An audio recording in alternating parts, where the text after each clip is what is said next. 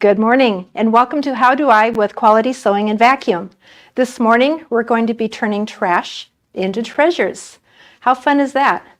So we're going to take things like a cookie tin and turn it into a little storage container, or an oatmeal container into a storage container.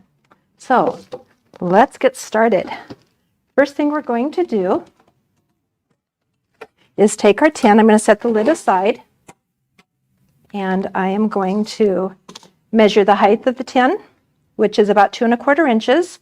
So we need the height for the outside and the inside, so that's 4 1/2, and we want about 2 inches overlap inside and outside. So another 4 gives us 8 1/2 inches that we want our fabric.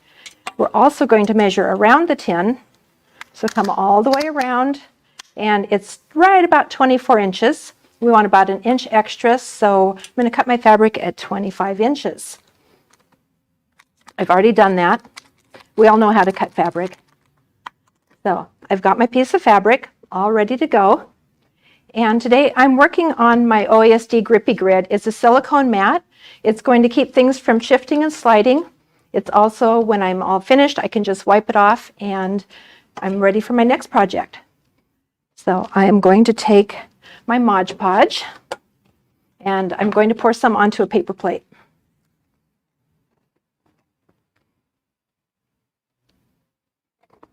And then come out to get started there. This can be a little messy, so I've got a wet cloth handy because you never know when you're going to need to wipe your hands. I've got a foam brush, so it's just a little foam applicator. First thing I'm going to do is lay my fabric out and dab just a little bit of the Mod Podge along the edge of the fabric.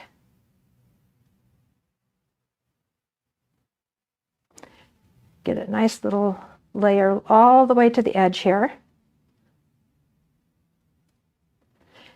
And then I am going to fold this over about a 1/2 inch. It doesn't have to be exact, somewhere between 1/4 and 1/2, just to give you a nice finished edge.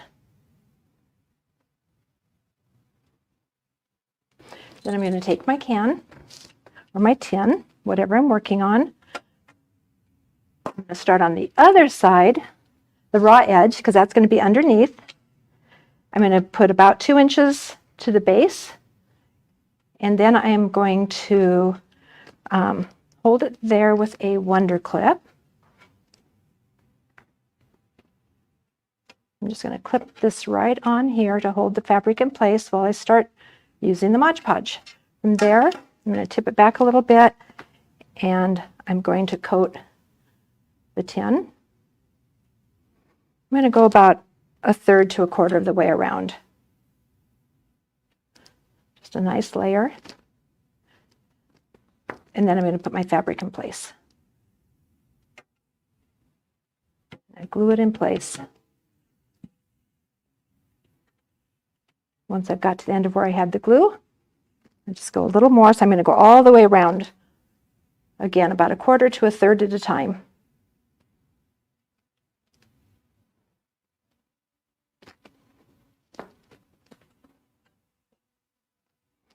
And just kind of smooth out any wrinkles as you go. One more section.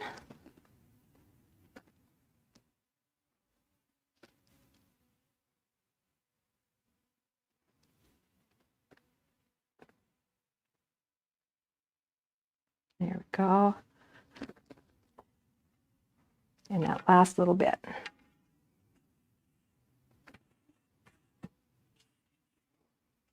And then around to where we started. And this is where we have the overlap. We've actually got about 1 inch that I'm going to be overlapping. Here we want to do a little extra. So we want that to really seal. Take my Wonder Clip off.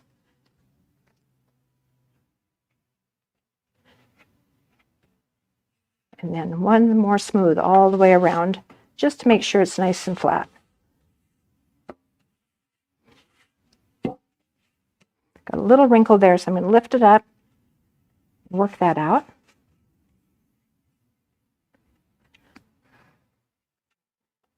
Okay, now we're ready to coat the outside of the whole thing. all the way around. And this is what's going to really seal it and make it durable.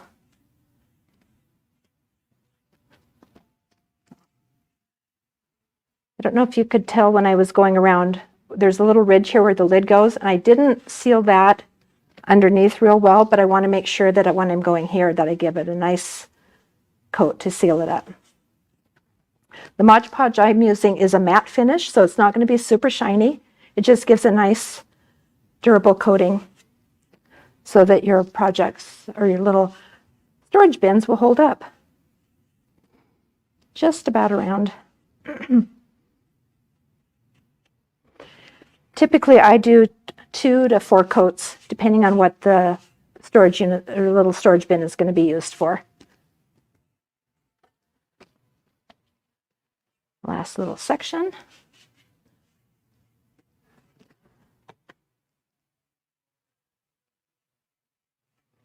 There we go. All right, so that's the first coat all the way around. I'm going to tuck the inner fabric just down inside and turn it upside down now, because now we want to seal this bottom. So I'm going to use my scissors after I wipe my sticky fingers. And I'm going to go around and I'm going to snip about every 1.5 to 2 inches all the way around. And that's just going to make it fold in easier when we're ready to do the bottom. So it doesn't have to be precise. If you have a smaller container, like I did with this guy, then you're going to snip closer together because you want that fabric to all lie nice and flat down inside.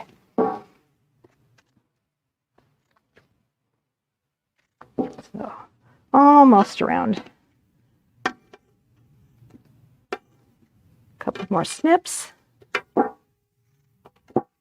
All right, then we're going to do just a little coat of Mod Podge to the inside.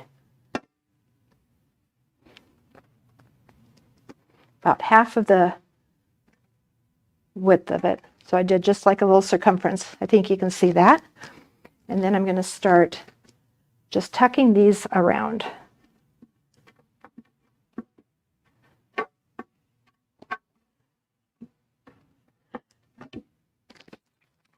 Go a little more to the other side.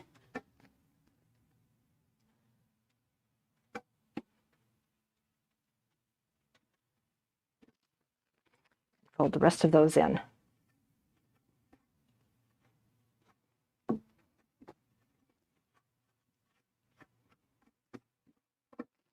And then another coat on the outside of that, again, just to keep it all in place.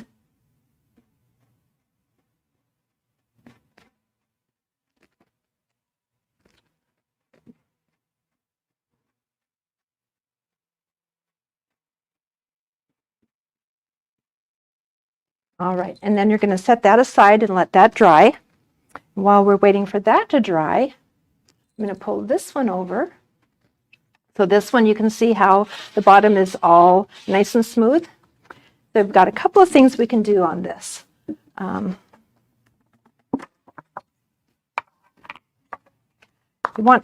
If you want to and don't want to see that metal, you can cut fabric, or I like to use the cork. You can cut a circle of that and put it on the bottom. And when you're cutting circles, got a great trick for you. I'm going to set this aside.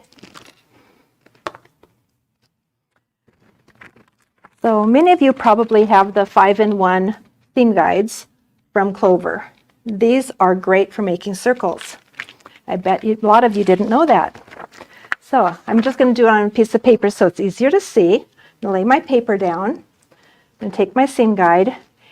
There's a little pinhole in the end here, and there's a little hole in the sliding gauge. So what you're going to do is you're going to slide the gauge to get the size circle you want. I've got mine at 3 because I want about a 6-inch circle. I'm going to take my pencil and a pen. Sorry about that. Okay.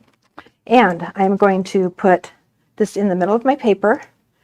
I've got a little pin here. I'm going to put the pin down in that hole. I'm going to put my pencil in the other hole, and I'm just going to go right around and make my circle.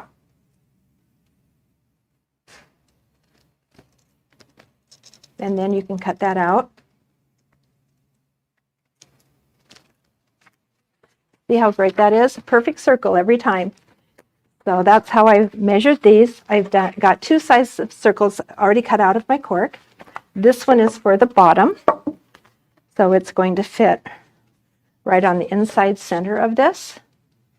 And the other one I'm going to put on the inside once I have all of the fabric inside all tacked into place. So this one is all dry, ready to go, and my fabric for the inside is all loose. So I'm going to kind of tuck it back a little bit, get a little more Mod Podge. I prefer the Mod Podge. I know other people there's other products. Some people just like to use just plain old Elmer's glue. I like the finish of the Mod Podge a little bit better, and I feel like it just gives a better seal of the fabric. So I am going to now go around the inside of the tin with the Mod Podge and then let it go just a little bit onto the base.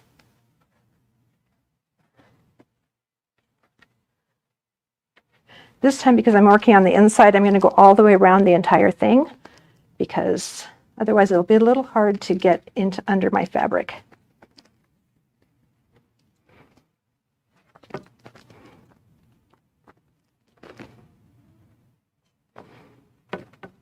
Just about all coated. All right, and then I'm going to just tuck my fabric down nice and smooth on the sides. Get my seam nice and flat.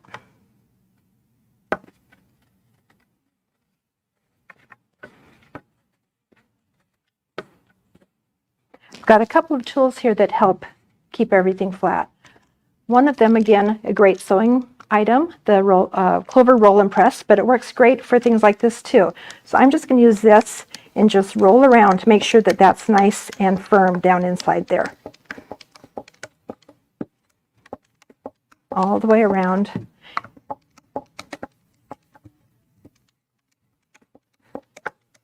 Okay, once I've got to the beginning, I'm going to then push the fabric in the base. Just tack it down. Again, you want that nice and tight around the edges here.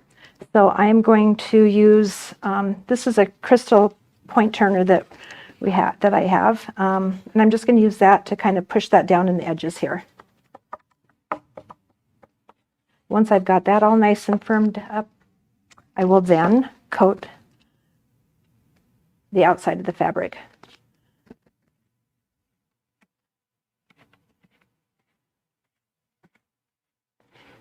If it lifts up a little bit as you're going, it's okay. It's glue, so it wants to stick to the brush. But we'll get that all pushed back down in place again.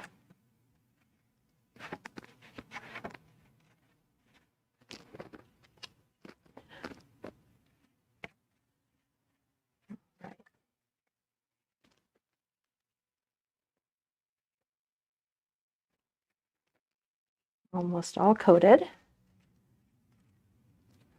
And again, remember, you're going to do a couple of coats of this, so if you miss a little spot here and there, it's okay, because you're going to come back and coat it again after it dries. All right, so that's all down in there, and then we're going to just tuck it all back nice and firm.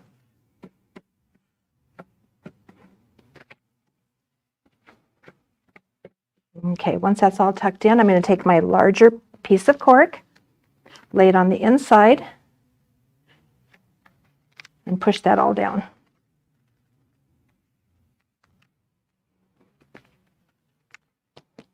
And then that one's ready to set aside and let it dry. We could put our bottom piece on now, but we want that to firm up a little bit.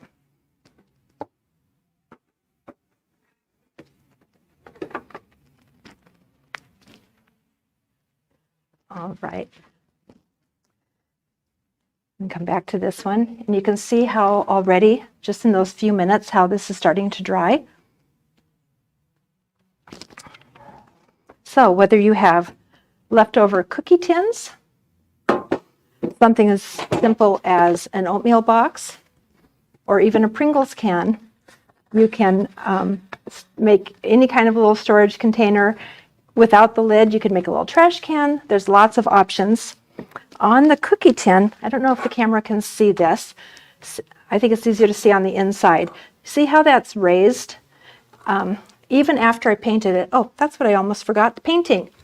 You don't want just a cookie tin lid, so you can use any kind of paint. I prefer chalk paint because it's not super shiny. It gives just kind of a distressed look.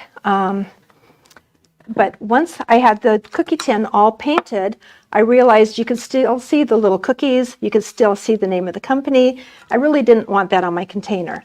So I used my Scan and Cut and black vinyl, and I cut out the button shape. This is built right into the Scan and Cut. And then the word buttons, and place that to camouflage all of the cookies. So,